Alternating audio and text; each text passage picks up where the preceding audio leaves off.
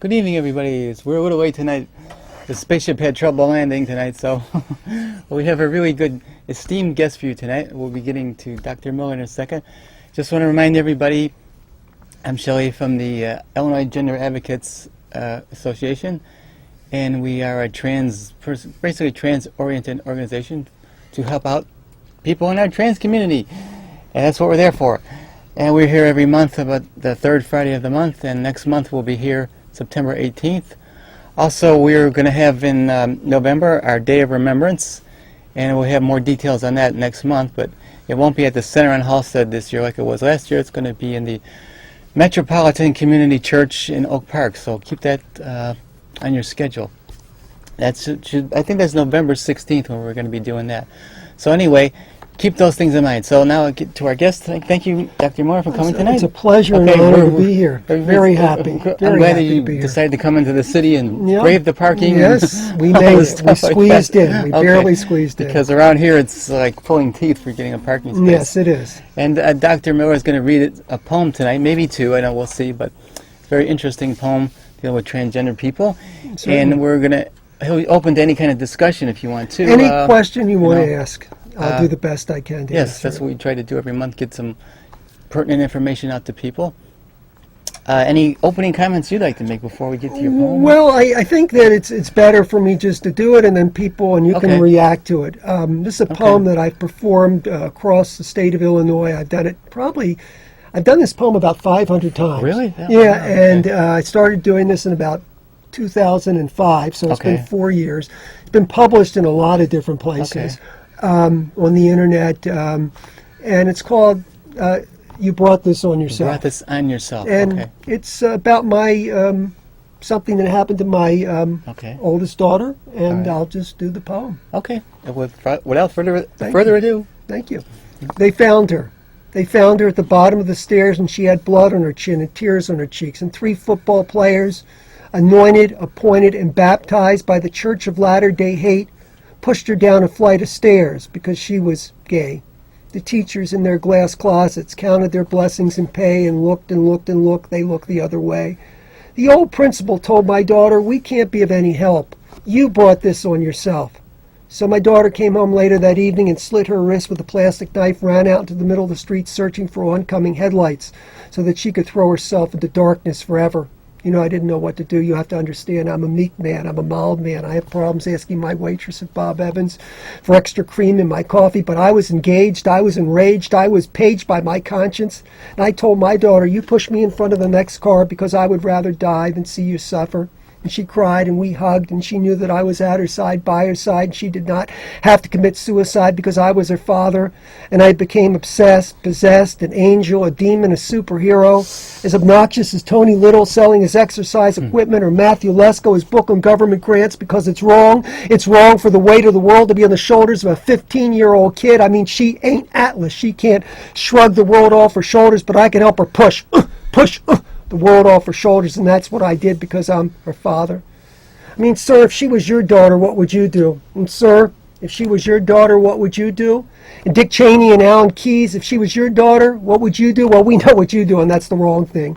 So the next day I came to the principal's office, man, and I was armed with the ideals of justice and goodness and decency, and I just didn't simply unfurl those ideals as if they were on papyrus or scrolls. No, I wielded them.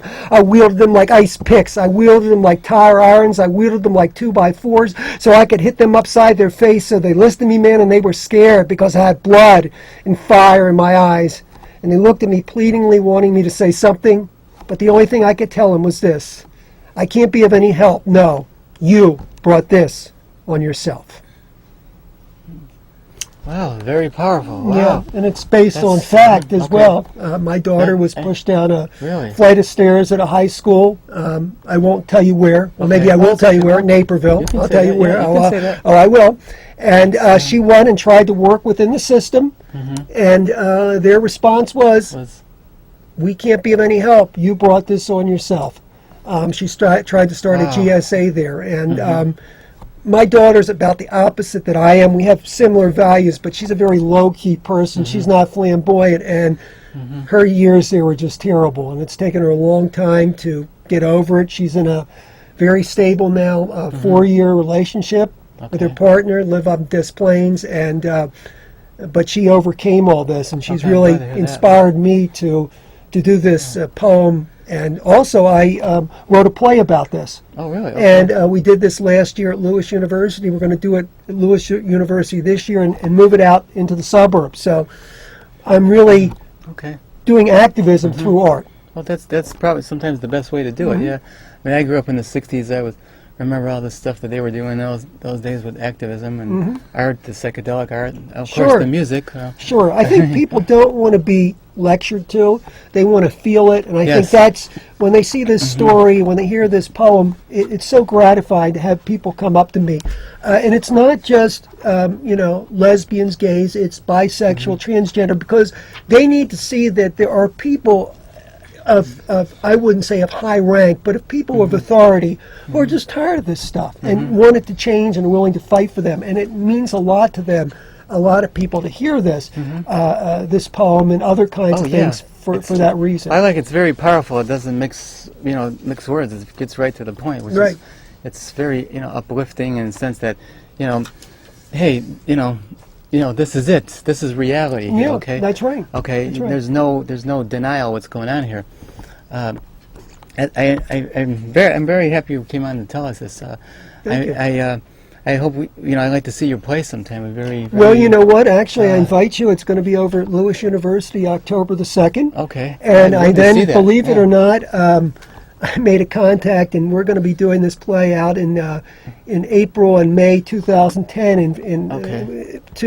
Actually, I can't say the group of people, but we're going to. Oh. It's already got Okay. more engagements coming up, so I'm very happy that it hasn't died. And I love the title you had because it's that you brought it on yourself as something that we hear in the trans community quite a bit Right, ourselves. right. Oh, you brought it on yourself because you're trans, because of what you are, because you dress like a fag or this or that.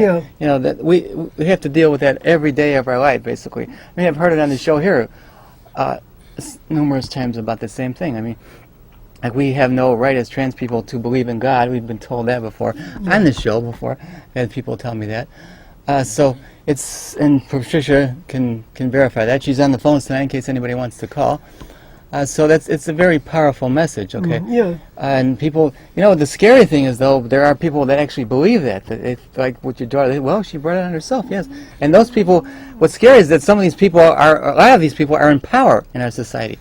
That's what I find to be very And I frightening. find it to be very frightening as well. And there are well-meaning people, but even the people who believe what I believe, and I'm at a university where if you get tenure, unless you burn down the place, you're going to stay there. Okay. They still won't open their mouths, and I just got Okay. tired over the years of just saying, forget it. I became chair of the department, and one of the first things I did was I started the first LGBTQ Oh, great. class there. I also was the one who was behind the Gay Straight Alliance. Good. And Wonderful. and what it's just not my daughter, but it's students yeah. that come up to me and their parents. I mean, the stories, you already know them, and you're probably your audiences, but students have been told by their parents. One bisexual woman said, my father, I told him, and he said, I will not come to campus because I'm afraid to visit you because I might find you in bed with a girl. Oh, And just how devastating it is. I mean, it's devastating to us when we get to our age, but you can imagine when our defenses are not up and you're so young, and that's what it's there for, the Gay Straight Alliance and these situations, to help a little bit. I mean, it is not a panacea, it doesn't help, No, it's not a but it's a panacea, but- place where at least they can feel some sort of comfort, and so we've tried to do that. well, here at IGA, we're trying to reach out to the youth of the transgender community because there are a lot of you out there, and there are a lot of people are looking for answers and looking for, I wouldn't say mentors, but people they can look up to and learn from.